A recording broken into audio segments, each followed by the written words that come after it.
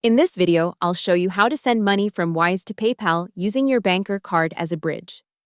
First, it's important to know that Wise can't send money directly into your PayPal balance. Instead, you move the money from Wise to a bank account or card that's linked to your PayPal, then pull it into PayPal from there. Step 1. Send from Wise to your bank or card. Open the Wise app and log in.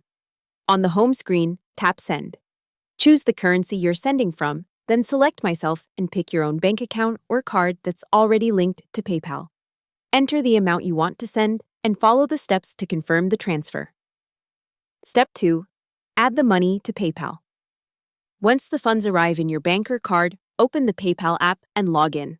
I'll use the Add Money/Top-Up/Transfer from Bank or Card option. The wording may vary by country. Select the same bank or card you just funded from Wise, enter the amount, and confirm. After PayPal finishes processing, the money will appear in your PayPal balance or be available for payments, depending on how PayPal works in your region.